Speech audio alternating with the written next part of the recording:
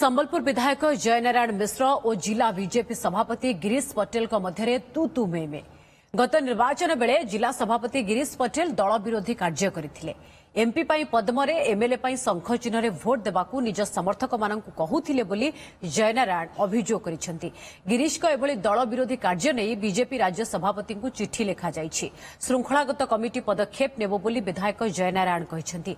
सेबडे गिरीश पटेल दलीय कार्यालय रे जो प्रकोष्ठ रे बसंती गतकाली सेही रूम को जयंक समर्थक माने ताला पकाई देथिले। गिरीश चाबिकाठी नै जाइथिबारु ताला पका जाइथिला। अन्यपटे दल विरोधी कार्य अभियोग को खंडन करिसेंती जिला सभापति गिरीश पटेल।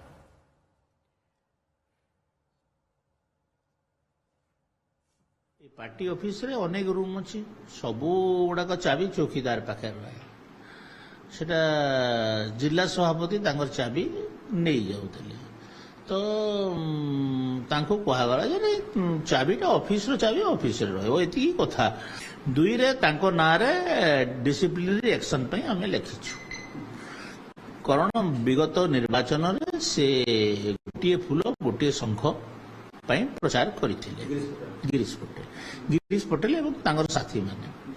तो ये एलिगेशन टे इलेक्शन बेले आसुतला मुई सफेद देवा लगी नहीं चाहबा जेन मने केंद्र रु आसीथिले निर्वाचन समय रे ई जगह रे परमानेंट रही करी काम करथिले तो जेन मने राज्य रु आसीथिले बहुत लोक माने आसीथिले ई जगह रे संबलपुर से माने रहउथिले से माने समस्त जानिछन आम जोलु ग्रास रूट रे काना काम करूँ कार लगी भोट मागिचु कार लगी भोट नहीं मागी केंद्र वाला राज्य वाला भल कर जान मत इंडिविजुअल कैन गोटे लोक को मत सफेद देवार आवश्यकता नहीं।